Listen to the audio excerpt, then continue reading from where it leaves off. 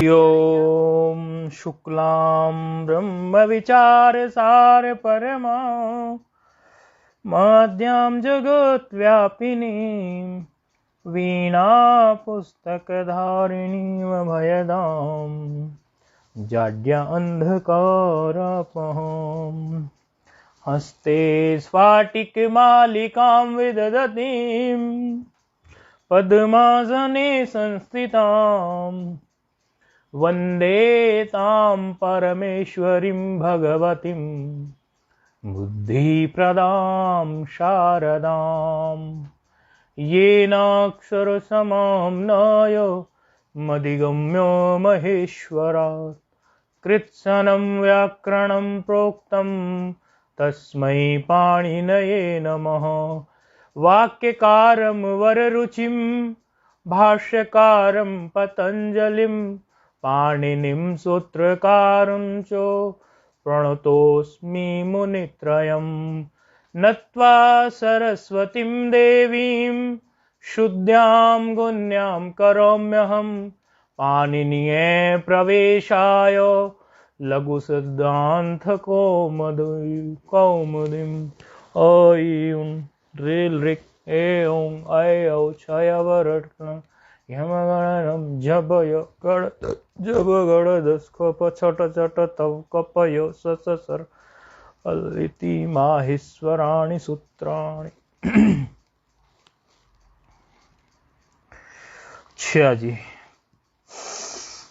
तिंगन प्रकरण हमारा चल रहा है और तिंगन प्रकरण में भी भवादि गण पे हमारी चर्चा चल रही है। प्रथम ही है भवादि गण, तो उसी पे हमारी चर्चा चल रही है। कुछ सूत्र हो गए हैं, भूमिका इसकी जम चुकी है।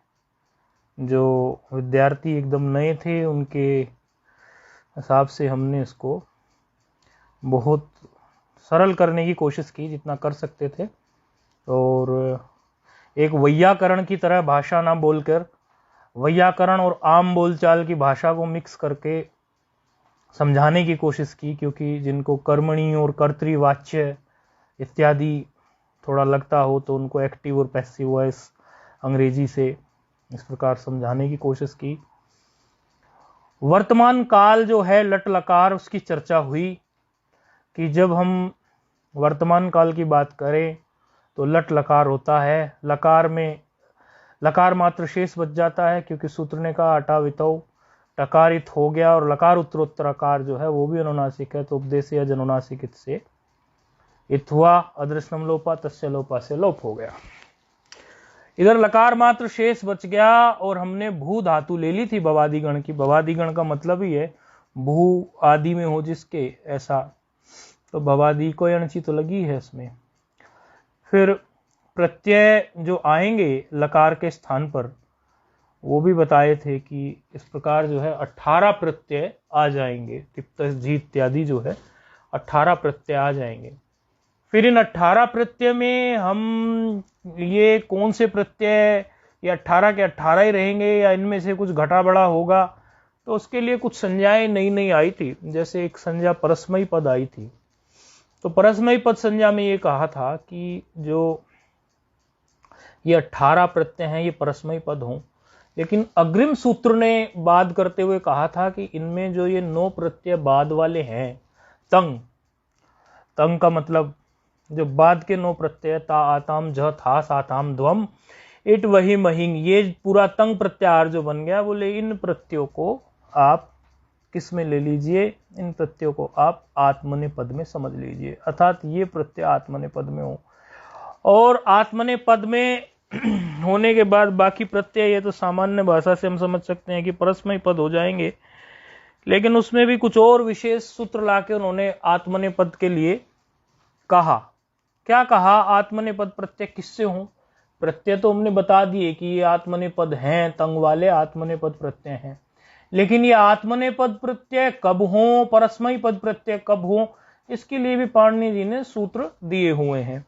तो अनुदात्त गित आत्मनेपदम सूत्र ने कहा था कि भाई देखिए, जो धातु आपकी अनुदात्त हो और गित हो, उन धातुओं से आप आत्मनेपद प्रत्यय कर देना।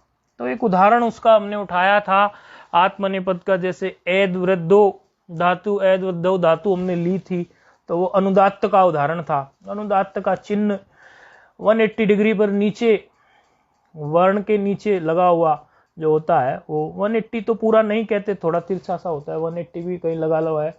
ये गुरु परंपरा से पता चलती है बात, नहीं तो प्राय आजकल पुस्तकों में कहीं दिखते नहीं चिन्ह। तो ये अनुदात्त ऐद वृद्धों में, कमरिकांतों में, यति प्रयत्ने में, इन सब में बताया था। ये अनुदात्त का उदाहरण बताया था, जिसमें जो है इसका अंतिम वर्ण जो था वो अनुदात्त था, और वो इत हुआ उपदेश अनुनासिक इत से। ऐद वृद्धों में धकार उत्तरोत्तरकार, जैसे क्रमुक्रांतों में जैसे ओकार, जैसे यति में ईकार, ये सब जो है अनुनासिक हैं। तो उपदेश अनुनासिक इत से ये अनुदात्त स्वर जो थे अनुनासिक होने के कारण इत हो गए। आदर्शनम लोपा से लोप संज्ञा, और तस्य लोप से लोप ये हो गए थे। इस प्रकार ये धातु अनुदात्तित कहलाई। तो अनुदात्तित धातु में लकार के स्थान पर आत्मनेपद प्रत्यय हो, परस्मय पद नहीं हो, ये हमारे सूत्र ने कहा था।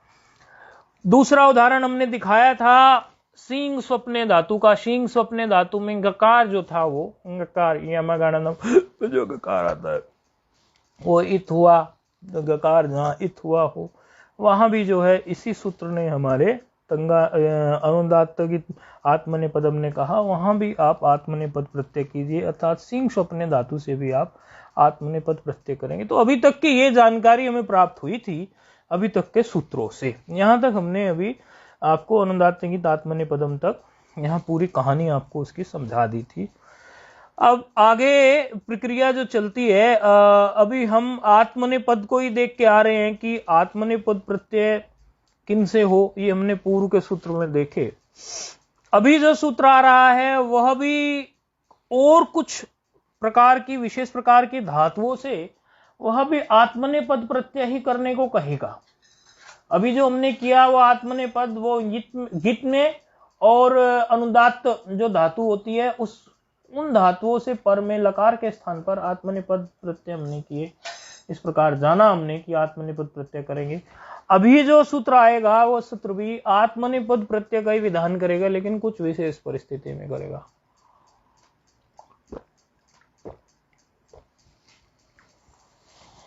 अभी उसको भी बता देते हैं। नारायण।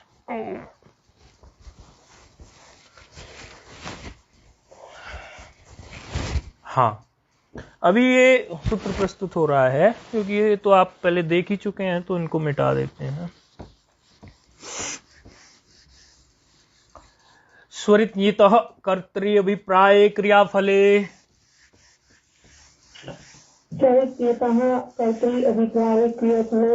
हाँ, ये सूत्र प्रस्तुत हुआ है। स्वरितयितः कर्तृअभिप्राये क्रियाफले।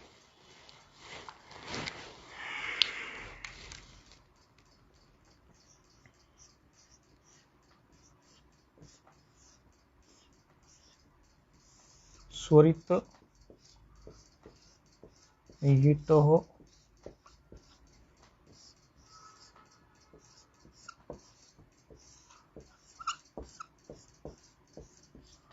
कर्तृअभिप्राये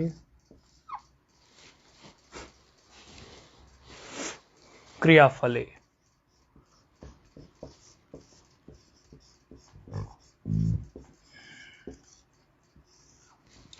सूत्र है हमारा अष्टाध्यायी में, इसका एड्रेस है 1312।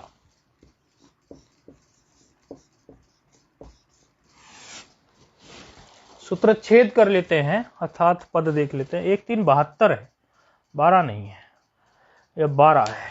अष्टाध्यायी में देखना पड़ेगा। 1312 है हमारी में, तो हमारी पुस्तक में 1312 है।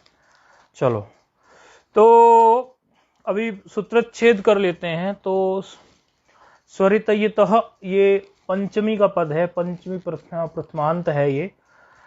कर्तृअभिप्राय सप्तमी एक वचन है। क्रियाफले एक पद है, सप्तमी एक वचन है। 2 सप्तम्यांत है, 1 पंचम्यांत है।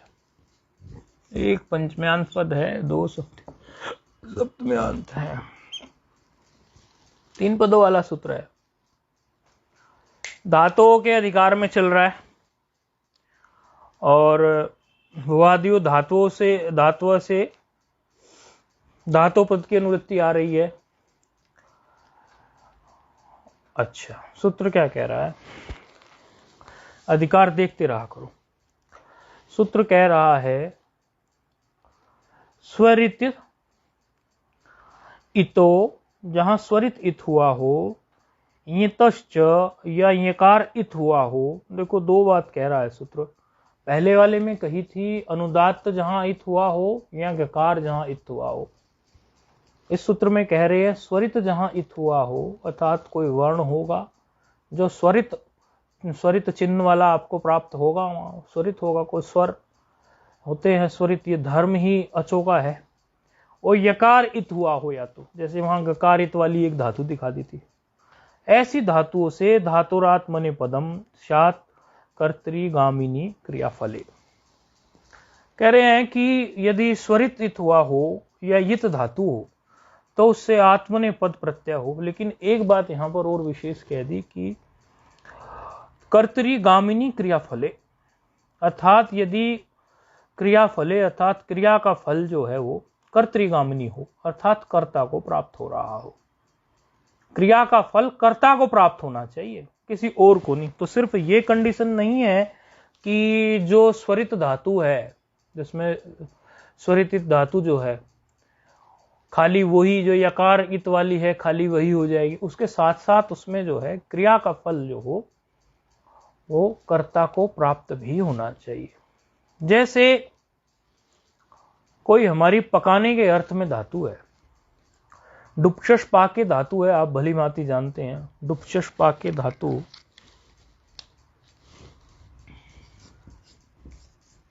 तो इसका उदाहरण लेने के लिए हमने बताया कि डुपचश पाके एक धातु है, इसमें चकार उत्तरोत्तर जो आकार है वो स्वरित है।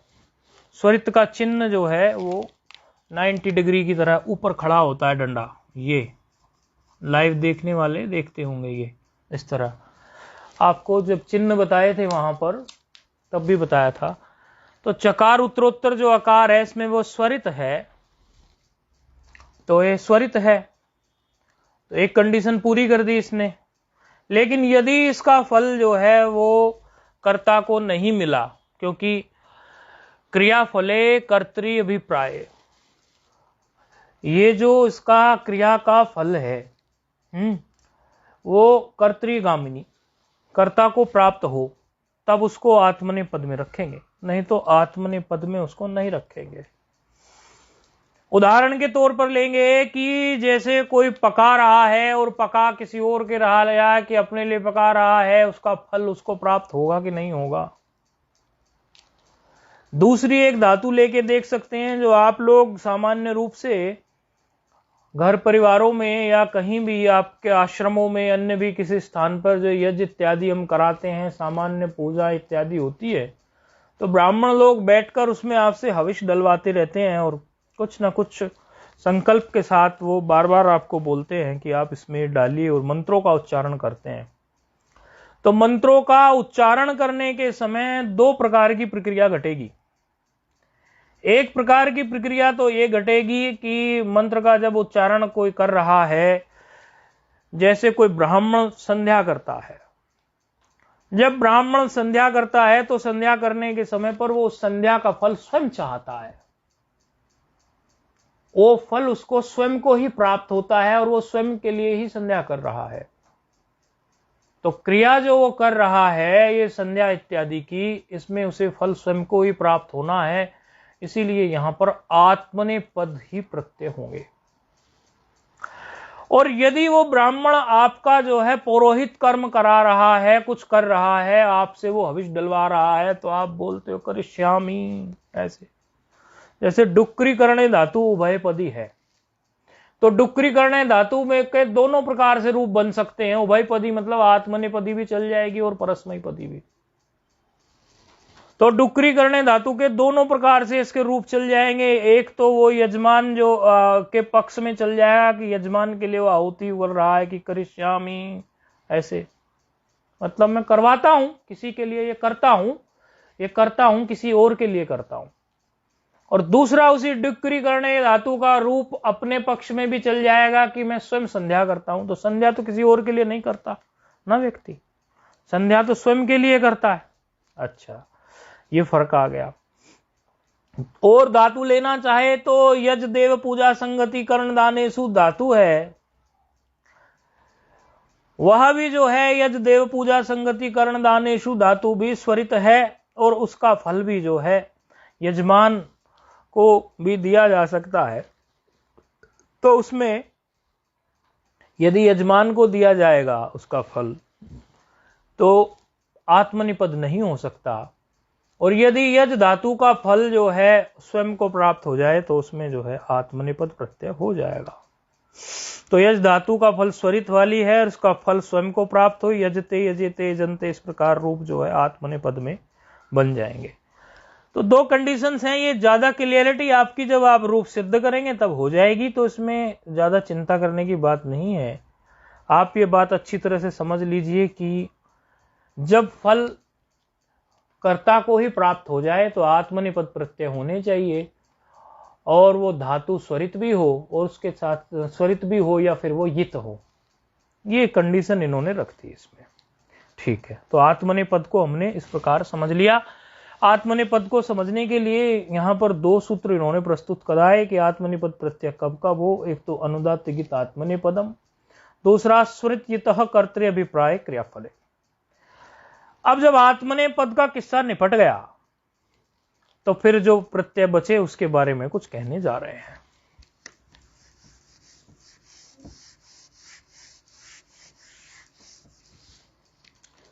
शेषात् कर्तरि परस्मै पदम, शेषात् कर्तरि परस्मै पदम सूत्र है शेषात्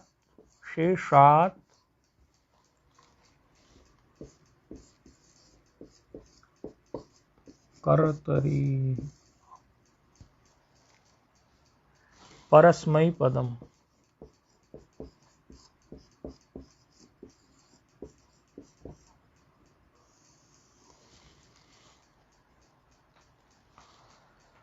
शेषात् कर्तरि परस्मै पदम, इस प्रकार का सूत्र है। 1-3-78।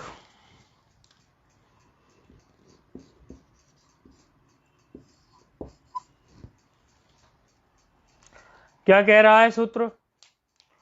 पद देखेंगे तो शेषात् एक पद है पंचमी का, कर्तरी एक पद है सप्तमी का, परस्मयी पद एक पद है प्रथमा का। एक पंचमी, एक सप्तमी, एक प्रथमा। सूत्र क्या कह रहा है? आत्मनिपद निमित्त हीनाद, आत्मनिपद के निमित्त से जो रहित हो धातु हो कर्तरी परस्मयी पदम स्यात्। आत्मनि पद के निमित्त से जो हीन धातु हो, निमित्त से जो रहित धातु हो, अर्थात जिन धातु में आत्मने पद का कोई निमित्त ही विद्यमान ना हो, ऐसी धातु से कर्ता में परस्मयी पद प्रत्यय कर दीजिए।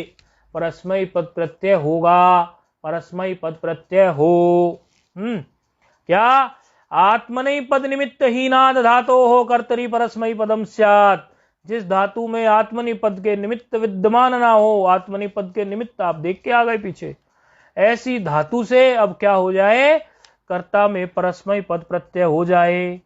तो अब जो बाकी के जो सारे बच गए उनमें परस्मयी पद प्रत्यय ही हो जाएंगे, उनमें कोई अब कोई कठिनाई नहीं रही है। कर्तृविवक्षा में होंगे, परस्मयी पद प्रत्यय हो जाएंगे कर्तृविवक्षा में, तो कोई बुराई नहीं है। अब जैसे भू धातु हमने ली और भू धातु में आत्मनि पद का कोई निमित्त हमें प्राप्त नहीं होता। क्यों नहीं प्राप्त होता? क्योंकि आत्मनि पद के जो दो सूत्रों में हमने निमित्त पढ़े उसमें से इसमें कुछ नहीं है, ना तो ये धातु अनुदात्त है ना गित है। पहला निमित्त तो ये पढ़ा हमने पहला सूत्र में, तो दूसरे सूत्र में हमने निमित्त पढ़े स्वरितः कर्तृ अभिप्राय क्रियाफले। ना तो ये स्वरित है या यित है, और ना इसका फल जो है, फल मिलने की जो बात हुई है कि स्वयं को मिलने, ऐसी कोई भी घटना इसमें घट नहीं रही है। फल मिलने की बात तो बाद में आए, पहले स्वरित और युक्त तो देखें। तो यहां तो स्वरित युक्त वाली स्थिति भी नहीं है। तो ये जो भू धातु से हम ल लेके चले थे लट लकार का, वो स्वरित, वो वहां हमने अच्छी तरह देख लिया था कि अब यहां जब हमने आत्मनेपद के 2 सूत्र पढ़ लिए तो ये स्पष्ट हो गया हमें कि भूधन ला की स्थिति में अब लकार के स्थान पर जो 18 प्रत्यय खले कपोतन न्याय से आके खड़े हुए थे, उसमें आत्मने पद कौन से हैं, परस्मय पद कौन से हैं, ये निर्णय हो गया। लेकिन आत्मने पद कब हो, परस्मय पद कब हो, ये इन 3 सूत्रों से निर्णय हो गया। तो अब परस्मय पद, ये शेषात कर्तरी परस्मय पदम सूत्र से ये निर्णय हो गया कि भू धातु से परस्मय पद ही होंगे, आत्मनि पद नहीं होंगे, क्योंकि ये आत्मनि पद के निमित्त से हीन है, अर्थात रहित है। ठीक है, तो अब जो है हमने ये तो कर दिया। अब पुरुषों की व्यवस्था करेंगे। जैसे वहां पर एक वचन वहां विभक्ति थी, प्रथमा, द्वितीया, तृतीया, चतुर्थी, ऐसे सप्तमी तक जाती थी। यहां पर जो है पुरुष है, प्रथम पुरुष, मध्यम पुरुष, उत्तम पुरुष, यहां पर पुरुष है। वचन तो वही है, क्रियापद में भी एक वचन, द्विवचन, बहुवचन, लेकिन विभक्ति का जो रूप वहां पर था सुबंत में प्रथमा, द्वितीया, तृतीया, चतुर्थी, पंचमी, षष्ठी, सप्तमी, वो जो चीज है यहां पर उसके स्थान पर यहां जो है पुरुष होंगे। प्रथम पुरुष, मध्यम पुरुष, उत्तम पुरुष, कहते हैं ना उसमें first person, second person, other person, वो सब चीजें जो अंग्रेजी में भी बोलते हैं। तो वो प्रथम पुरुष, उत्तम पुरुष, मध्यम पुरुष, इन संज्ञाओं का बारे में कहने के लिए, इनका विधान करने के लिए सूत्र प्रस्तुत हो रहा है।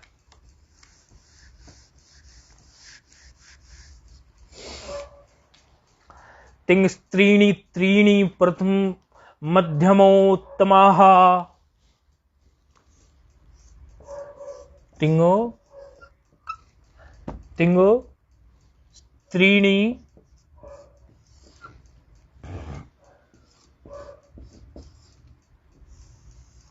त्रीणि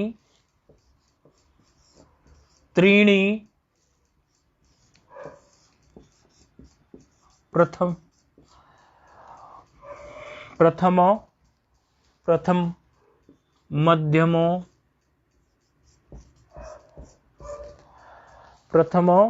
मध्यमो उत्तमाः।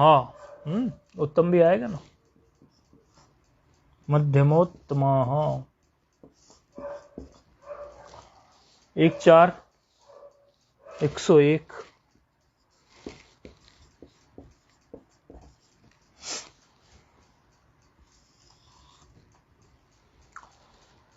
ठीक है,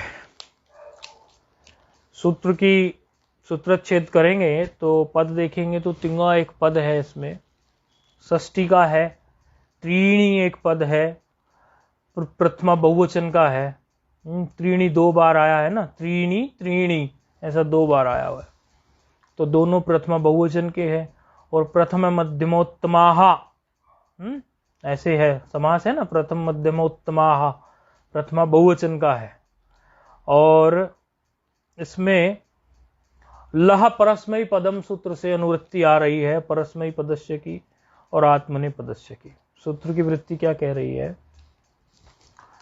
क्योंकि लह परस्मयी पदम से तो इसमें परस्मयी पदम की आ गई, और तंगानावा आत्मने पदम से इसमें आत्मने पदस्य की आ गई। दोनों सूत्रों से आ रही है। वृत्ति क्या कह रही है, वृत्ति कह रही है तिंग उभयोः पदयोस् त्रयस्त्रीकाः क्रमाद् एतत् संज्ञा स्युः। तिंग उभयोः, अर्थात तिंग के जो ये दोनों पद हैं, इन तिंग के दोनों पदों के त्रिक जो हों, पदयोस त्रयस्त्रिकाः, जो त्रिक हों, त्रिक ही है ना, एक वचन, द्विवचन, बहुवचन, इनमें प्रथम, मध्यम और उत्तम, इनको जो ये एक वचन, द्विवचन और बहुवचन, ये जो त्रिक हैं, इनमें प्रथम, मध्यम और उत्तम संज्ञा हो। अब ये जो तिंग है इनके दोनों पदों में नो प्रत्यय तो है ही, परस्मयी पद में नो है, आत्मनि पद में नो है, 18 प्रत्यय हैं, ये 9 प्रत्यय तो हैं। और प्रत्येक पद में जो है 3 त्रिक भी हैं, 3 प्रत्ययों के त्रिक भी हैं, 3 प्रत्यय आ ही जाते हैं उसमें। ता ताम इस प्रकार से बनते हैं वहां पे, तिप्तस झी इस प्रकार परस्मयी पद में बनते हैं, ता ताम जा आत्मने पद में बनते हैं, ये त्रिक हैं। और यहां फिर ये 3 संज्ञाएं भी इन्होंने बता दी, कौन कौन सी, बोले प्रथम मध्यम उत्तम। उधर जो है 3 त्रिक हैं, इधर 3 संज्ञाएं हैं, प्रथम मध्यम उत्तम। तो व्यवस्था किससे बनेगी, यथासंख्यम अनुदेश समानाम से। यथासंख्यम अनुदेश समानाम क्या कहेगा कि जो पहला त्रिक है, पहला त्रिक में क्या हो गया आपका, एक वचन, द्विवचन, बहुवचन, ये पहला त्रिक उठा लो। ये पहले त्रिक में, प्रथम त्रिक को आप क्या कह दीजिए, पहले त्रिक को कह दीजिए आप इसमें प्रथम पुरुष, दूसरे त्रिक को आप कह दीजिए, क्या कह दीजिए, मध्यम पुरुष, तीसरे त्रिक को कह दीजिए आप उत्तम पुरुष। किस प्रकार से, थोड़ा लिख देंगे, संरचना बना देंगे। क्या लेके चले थे हम, सर्वप्रथम हम लेके चले थे, जैसे ये त्रिक हम लेंगे परस्मयी पद के और आत्मनि पद के।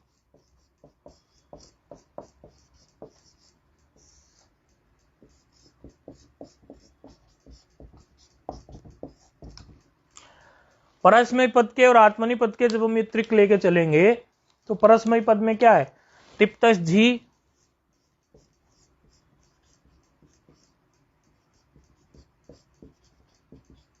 ये प्रथम त्रिक हो गया। और आत्मनि पद में क्या है, ता ताम झ, ये प्रत्यय तो अभी पढ़ के आए हैं हम। दूसरा त्रिक जो है परस्मयी पद में ही देखेंगे, तिप्तस झी के बाद तो सिप्थस था,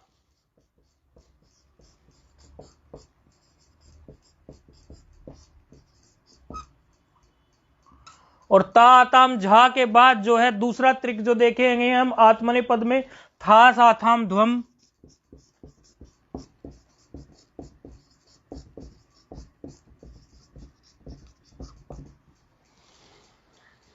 तीसरा त्रिक देखेंगे आत्मनि पद में तो मिप वस मस,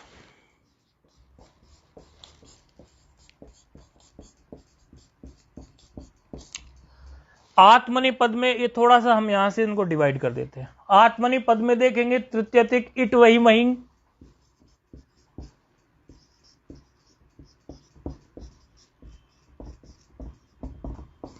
ठीक है। अब ये एक त्रिक हो गया, ये दूसरा त्रिक, ये तीसरा त्रिक, इसी प्रकार वहां हो गए, ये 3 त्रिक हो गए, पहला, दूसरा, तीसरा, बस ठीक है। इन तीनों त्रिक में क्या करना है, प्रथम को क्या कह देंगे हम, प्रथम पुरुष, ये प्रथम जो है यहां पर ये प्रथम पुरुष हो जाएगा, ये मध्यम हो जाएगा दूसरा, और तीसरा जो है उत्तम हो जाएगा।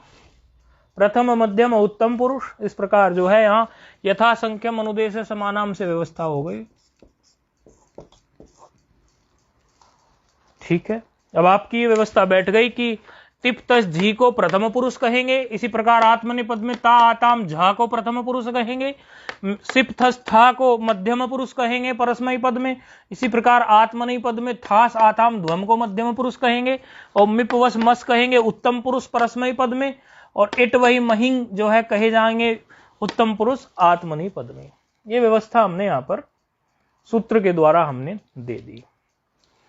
अब थोड़ा यहां पर जो है एक वचन, द्विवचन, बहुवचन जो संज्ञाएं हमने आपको बताई सामान्य रूप से, उसको सूत्र के द्वारा बता देंगे। यहां पर हमने तो सूत्र से पहले ही आपको एक ओवरव्यू दे दिया ना कि एक वचन, द्विवचन, बहुवचन, ये जो है त्रिक हमने पहले ही आपको बताया, लेकिन ये अभी सूत्र के माध्यम से अब पाणिनि जी उसको बताने जा रहे हैं कि ये तो हमने बता दिया कि ये प्रत्येक त्रिक की, ये जो प्रत्येक त्रिक है हमने उसको डिवाइड करके भले बता दिया एक वचन, द्विवचन, बहुवचन, लेकिन वो अभी सूत्र के माध्यम से बताएंगे कि तिप्तस झी जो त्रिक है ये, इसकी क्या संज्ञा होनी चाहिए, इनमें, इनकी प्रत्येक की त्रिक में प्रत्येक की भी क्या संज्ञा होनी चाहिए, वो पाणिनि जी जो है सूत्र के माध्यम से बताने जा रहे हैं।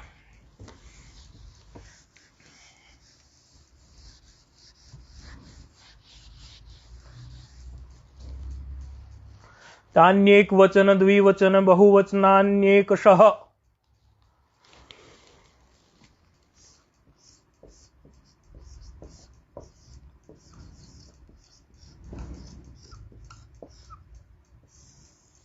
तान्येक वचन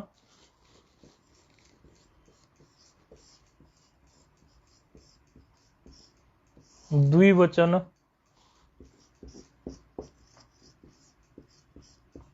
बहुवचनान बहुवचनान्येक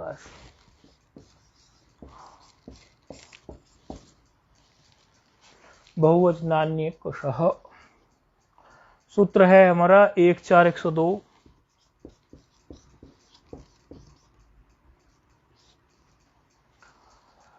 सूत्रच्छेद करेंगे तो तानी एक पद है, इसमें एक अणची लगी है ना, तानी और एक वचन ऐसे, तो तानी एक निकल जाएगा एक वचन का, प्रथमा के बहुवचन का, एक वचन नहीं प्रथमा के बहुवचन का, और एक वचन द्विवचन और बहुवचनानी, बहुवचनानी निकलेगा ना यहाँ से, बहुवचनानी के बाद फिर ये एक शाह बच जाएगा ना, यहाँ भी कोई अणची लगी है ना, तो एक शाह अलग निकल जाएगा। एक शाह ये क्या है, ये तो आपका अव्यय पद है, 3 पद है इसमें, एक शाह अव्यय है, और तानी एक पद निकल जाएगा प्रथमा बहुवचन का, एक वचन द्विवचन बहुवचन, वचनानी बहुवचनानी, बहुवचन का निकल जाएगा प्रथमा का। ये तानी और बहुवचनानी तो आप समझ ही रहे ना, प्रथमा के बहुवचन है, नपुंसक लिंग में रूप चला है ना। अच्छा, तिंग त्रीणी त्रीणी सूत्र से जो है त्रीणी त्रीणी की अनुवृत्ति आ रही है 2 बार। 2 बार अनुवृत्ति लेने का कारण यही है कि यहां व्यवस्था जो है वो त्रिक की बोलने के लिए ऐसा कहना पड़ेगा उन्हें। वृत्ति क्या कह रही है, वृत्ति कह रही है लब्ध प्रथमादि संजानी तिंग त्रीणी त्रीणी प्रत्येकम एक वचनादि संजानी सयुहु। कह रहे हैं जो प्रथम मध्यम और उत्तम आप कहे हो, अभी प्रथम मध्यम और उत्तम जो कही है, यानी लब्ध प्रथमादि संजानी, वो जो आपने कही है, प्रथमादि संजानी मतलब जो अभी आपने वो संज्ञाएं जो प्राप्त हुई हैं, प्रथमादि मतलब प्रथम पुरुष, मध्यम पुरुष, उत्तम पुरुष, ये प्रथमादि संजानी जो प्रथम पद में इसके लिखा हुआ है वृत्ति में, इसका मतलब है प्रथम पुरुष, मध्यम पुरुष और उत्तम पुरुष। ये जो आपने बात कही है, ये जो संज्ञाएं जो प्राप्त हुई हैं, क्या हो, बोले तिंग त्रीणी त्रीणी वचनानि प्रत्येकम एक वचनादि संज्ञानि स्यु।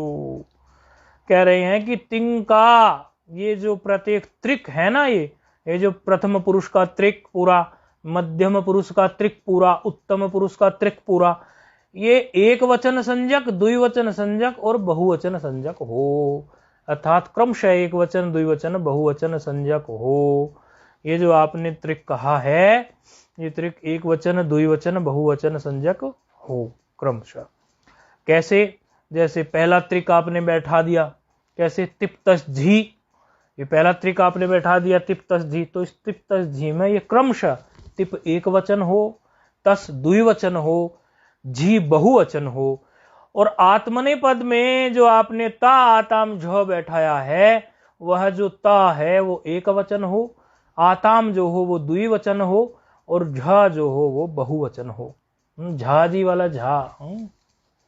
तो द्वितीय त्रिक जो है आपका, दूसरा त्रिक जो मध्यम पुरुष का आपने बैठाया है, वहां पर सिप तस था, और आत्मने पद में था साथाम ध्वम, वह मध्यम पुरुष का जो है वो एक वचन द्विवचन बहुवचन हो क्रमशः उसी प्रकार से। और तीसरा त्रिक जो आपने उत्तम पुरुष का बैठाया है, वह जो हो मिप वस मस और इट वही महिंग, ये भी जो हो वो आपका एक वचन द्विवचन बहुवचन का हो। तो यहां पर जो है व्यवस्था बन चुकी है।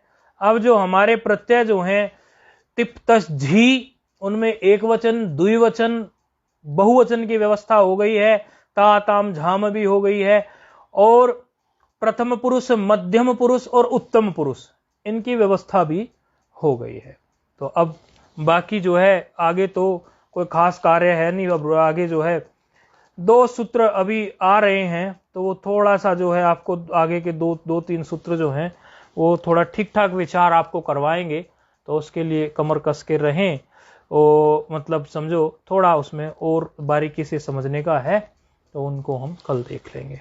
ओम पूर्णमदः पूर्णमिदं पूर्णात् पूर्णमुदच्यते पूर्णस्य पूर्णमादाय पूर्णमेवावशिष्यते। ओम शांति शांति शांति।